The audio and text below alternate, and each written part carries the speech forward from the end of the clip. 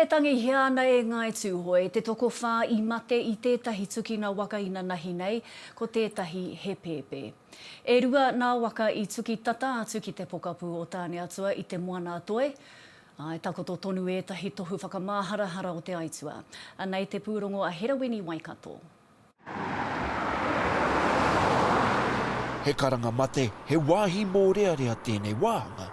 O te rori. In my time back here at home, that's certainly not the first time that there's been an accident in that area. I tuki ngā waka e rua I te rori o Tāneatua, I te takiwā o te torukaraka I te ahiahi o Inanahi. Kei te whakatewhatewa ngā prihimana I ngā mahi a te kai traiwa I te whakakōtiti nei I tōna waka I tuki I te tahi atu waka. I mate atu ai ngā tangata e whā, a ko te tahi pēpi e Ao Mārama. It's a tragedy. I mean, 4 from a small community like Tāneatua, it's just so hard. The community's going to have to pull together.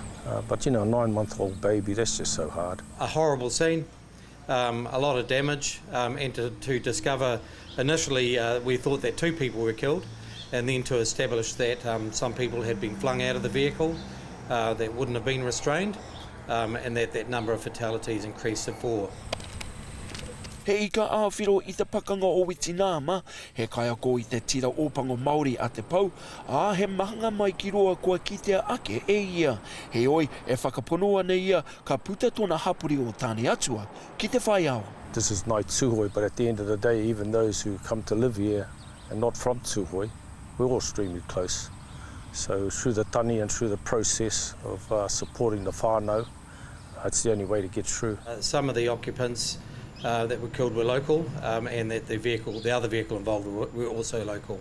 So at present there's several investigations, obviously a police investigation, and we'll be busy this week in not only providing whatever support we can to surviving relatives, but also to those other people involved in the crash, and establishing the movements of the driver of the vehicle that lost control in that corner.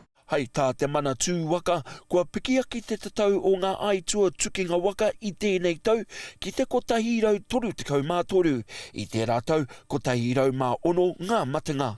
Well, whether alcohol have been consumed by any of the drivers is part of a normal motor vehicle investigation, whether it's a non-injury, an injury or a fatal crash, and it's certainly an aspect that will be looked at with this one. You know, there'll be a deep look into the what caused the accident, and from that come the learnings. But at this time, it's about grieving, it's about getting together. Kai te takatū angai Tūhoe ki te tangi I ōna mate.